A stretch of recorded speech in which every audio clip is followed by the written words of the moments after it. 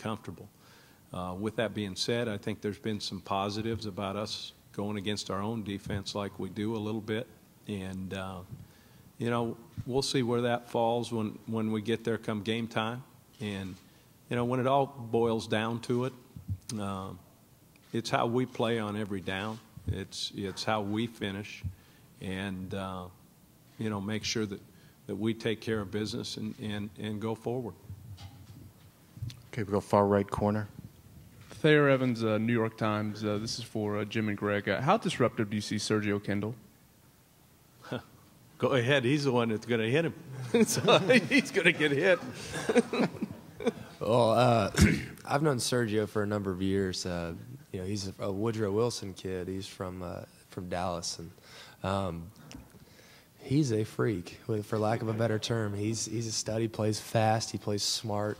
He's great in pass rush. He's great in pass coverage. I mean, he's one of those rare hybrids that you see.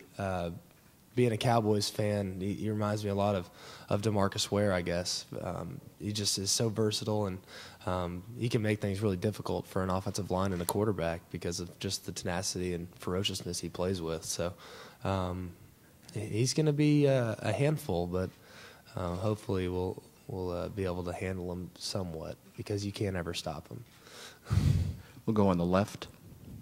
Tom Rinaldi, ESPN. Jim, despite an undefeated season, at one point Greg had said that he wasn't really having any fun. How did you see that manifest, and what changed?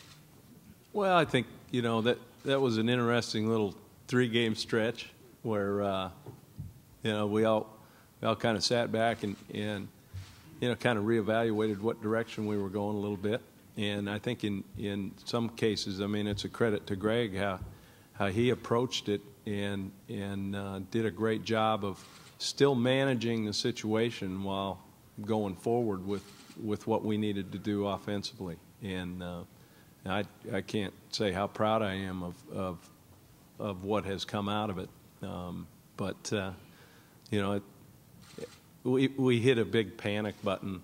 I mean, you sit here and, you know, I've been in a lot of places where this might be the whole crowd that was at the game.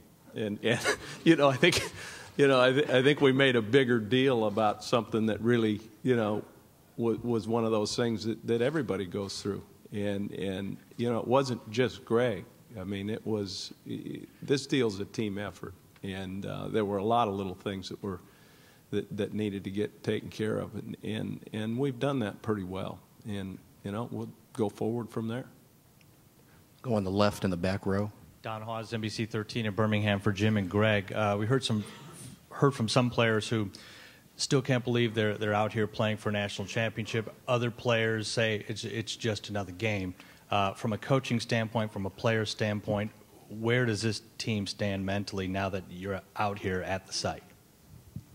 Well, from a coaching standpoint, you know, I think if you make it bigger than it is, you know, we've got to make sure that we understand the game plan. We're going to go out and play a ball game against a very good team. There's a reason they're here, and you know, I've got to say, from a personal note, when I started in this business 27, 28 years ago, and my wife says, Jim, what are we going to do with this? Because she didn't quite understand this coaching, you know, at this small school we were at. And I said, honey, someday we're going to play in the Rose Bowl. And she laughed, okay? And said, why don't you go get that job at JCPenney's, you know? Make sure we get a steady paycheck. So, but, you know, from that part, growing up in Montana, of course, the Rose Bowl is something that, I mean, this is a granddaddy of them all. And it's a very exciting thing. It's an exciting thing for our families. And yet at the same time, our game plan is the same whether it's anybody else's that we're going to play. And there'll just be more people watching, I guess. From a player's standpoint, I know reality really set in for me when I was watching, you know, Ohio State and Oregon. And we're still a week away from game time. I mean, I can remember vividly, you know, at 8 years old watching the Rose Bowl, and I'm seeing, you know, Drew Brees, or I'm seeing Jake Plummer or somebody like that, just playing the game and thinking, God, that is the coolest thing. Just the Rose Bowl, it doesn't get any better than that. So I think it's just, after Florida, I'm so glad we didn't have a game the next week, because we had to have kind of a pinch me moment there for maybe a week and a half, 2 weeks at most. I mean, it was very surreal as players, because this is what you sign up for. I mean, this is why you come to Alabama. This is the game you want to be a part of, and these are the games you want to prepare for, and these are the games that are fun playing in. So I think it really set in when I was watching, Ohio State and Oregon, and that was kind of like, okay, we're here, we're in California, let's get ready to roll, let's do this. So obviously we're going to have to put our best foot forward in order to be successful, and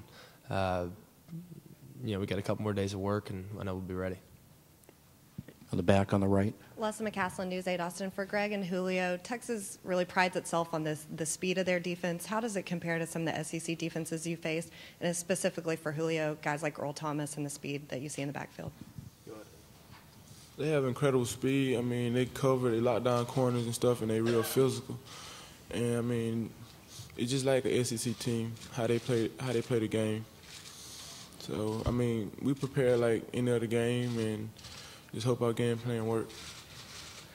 Well, I think they're relatively similar to Florida. Really, I think really front to back, they are really probably as fast a team we played. From defensive tackle to safety, I mean, they all run well, and I think that's a tribute to their coaching staff. They all have hot motors. I mean, they run and they work hard. I mean, they don't take any plays off, and it's a lot of credit to Coach Brown and Coach Muschamp and getting them ready, because those guys, I mean, and when you see a team, when you put on the film, and we've watched teams all year. I mean, I've watched probably 10,000 snaps, but I mean, it's fun to watch a team that flies at the ball and takes pride in what they do, and even if you're on the backside, taking your pursuit angle and things like that, and they do that, they do it well. So it's going to be quite a challenge for us, and I know that Coach McElwain and the rest of the offense will be ready to go. Down the middle on the left. Jim and Greg, Mike Dubberly again. Can you talk about, you have so many effective parts of this offense, but can you talk about how valuable a pickup Colin Peak has been, and just what he brings to this offense in terms of its versatility? Well, I think as you've kind of seen, our offense evolve in the last couple of years that obviously have been here.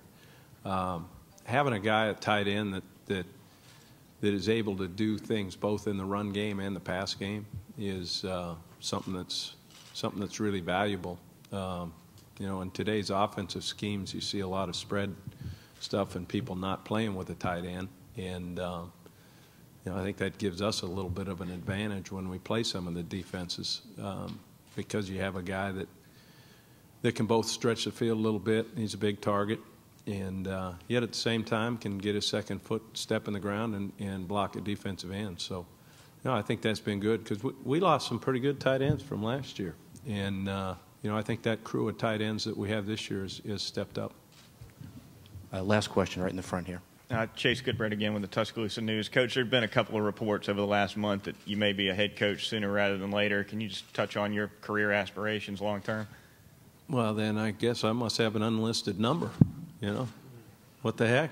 But, I think we get into this business. Obviously, all of us someday would like to get forward and captain our own ship. And when the right thing comes along, hopefully it does, we can maybe take that step.